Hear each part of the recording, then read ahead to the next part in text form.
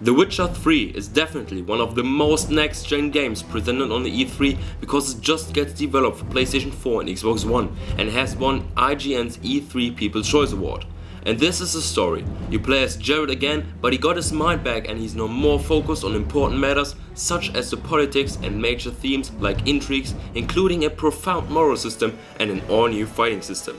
You will need to spend about 50 hours just for the main story and again 50 hours for side activities and exploring the world, which is going to be bigger than Skyrim. Depending on the decisions you have made, the story ends in 3 different, very extensive epilogues with over 300 variants. And at last, The Witcher 3 shall be supported until 2016 with new features and DLCs. I fight for those I hold dear. I'm Geralt of Rivia, The Witcher.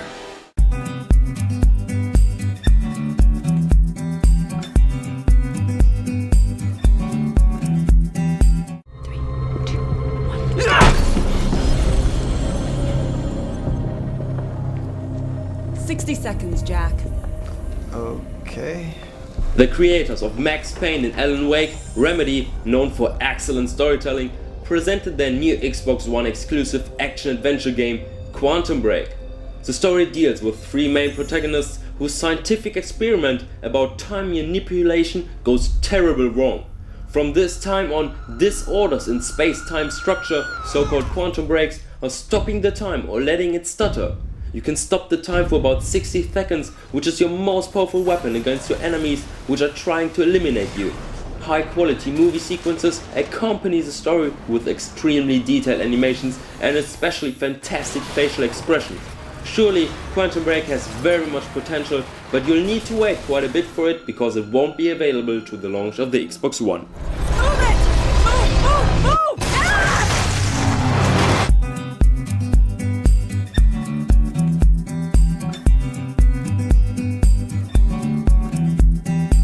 In Watch Dogs, you play as Aiden Pierce, who is on a revenge mission because his criminal past ended in a tragedy and now you are fighting for justice and against a corrupt system.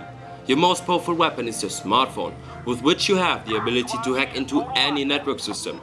Anything what is connected through Chicago's so-called Central Operating System, short form CTOS, can be manipulated.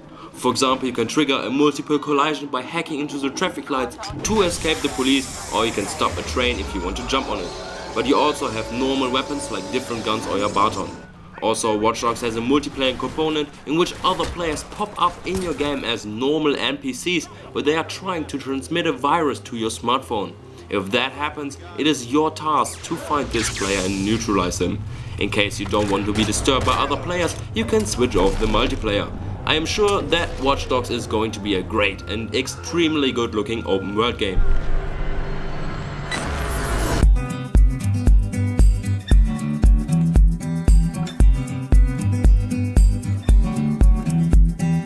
The PlayStation 4 exclusive racing game Drive Club and the Xbox One exclusive Forza Motorsport 5 share the 7th place in my top 10. Both games make an excellent impression.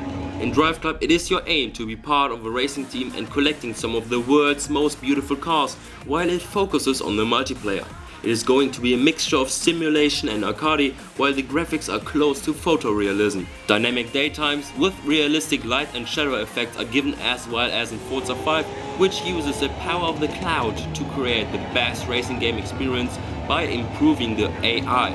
All in all, Forza 5 is trying to be bigger, better and more beautiful than its predecessor. It's a drag race. Nothing mentioned, nothing geared. There's got to be a dive here, surely coming towards the line. Drive Club is going to be available for free for PlayStation Plus users, but only in a slim version, and both games are available right to the launch of the new consoles.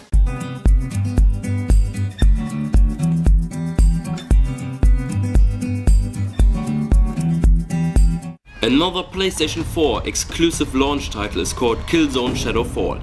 The story takes place on the planet of the Vectans, who allowed the Hellcast to live there as well.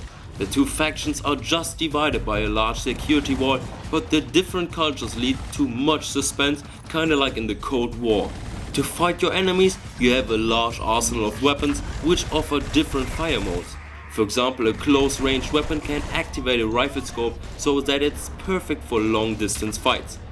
The graphics of a Killzone game were always great, and of course they got improved once again, but the developers know that their gameplay has to improve too, and I definitely think that Guerrilla Games are reaching that aim.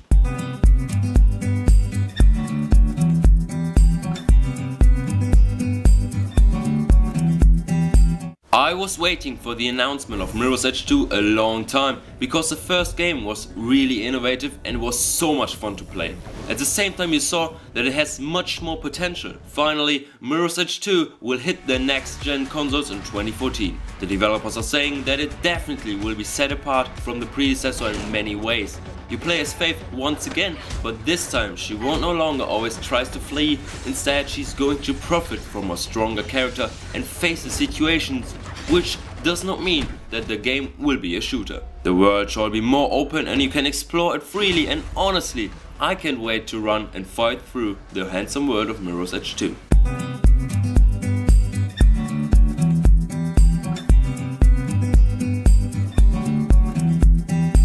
When Ubisoft revealed the online RPG shooter Tom Clancy's The Division, it was a big surprise. Nobody expected it, and it looks so damn great. And that's the setting. A deadly pandemic infested New York and society collapses into chaos. You are part of The Division, a secret unit of tactical agents who are fighting against a conspiracy behind the artificial virus. Built on the so-called Snowdrop engine, developed only for the next-gen consoles, The Division has an extremely amount of details and visual effects. The game allows you to play either alone or by using the drop-in, drop-out multiplayer. During the game you can learn many different skills, which is not based on the skill tree, but you only can use 2 different abilities at the same time. If you ask me, I am totally blown by this game, and I just hope that I won't need to wait long for Tom Clancy's The Division.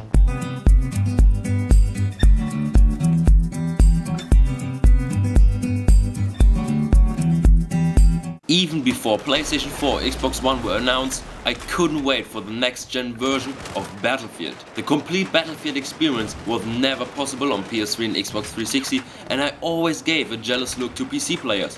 But now, this time is over. Finally, you can play with 64 players at the same time, and Battlefield 4 looks better than ever. 60 frames per second and 1080p with massive destructions thanks to the Frostbite 3 engine. And in addition, the 5-man squads and the commander mode are back, a so-called Levolution function which makes every single match unique, for example by collapsing skyscrapers.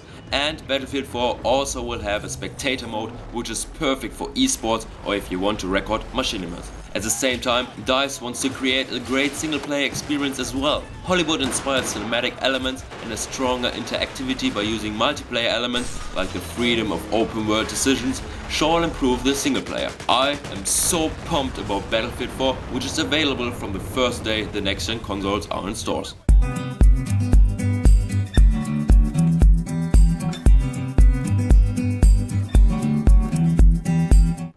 Let the legend come back to life.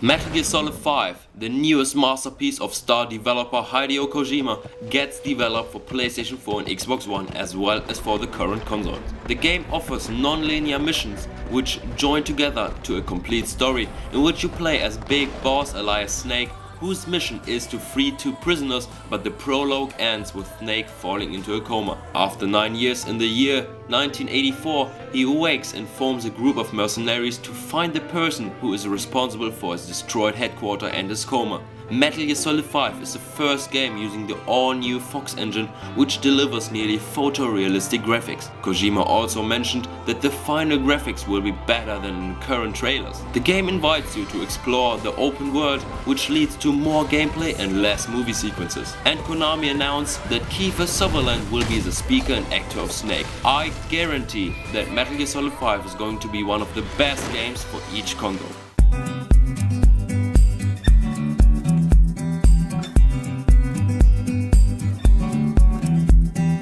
Number 1 of my top 10 PS4 and Xbox One games is a multi-platform title, Destiny, a sci-fi online, cooperative as well as competitive first-person shooter with some MMO elements. Set 700 years in the future, The civilization has spread all over the solar system, but a catastrophic event restricted humankind to a minimum, and the only safe place is a city on Earth, because a big white ball called the Traveler protects it. You are one of the watchmen who try to ensure the survival of humankind and to find out the cause of the catastrophe. Bungie, the developer of Halo, wants to prove again that they can create other high quality projects, but they are under pressure because of the massive success of Halo. Destiny gets accompanied by one of the biggest marketing promotions the gaming world has ever seen, and it hits all consoles at the beginning of 2014, while Sony is the official partner of the game, so PlayStation 4 players will get exclusive content.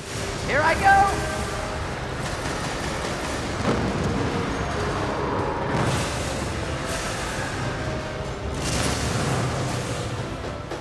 Thanks for watching. If you enjoyed this video, make sure to leave a like below. Please don't care about my English, I'm a German dude and my English is not the best. Feel free to subscribe or check out my other videos.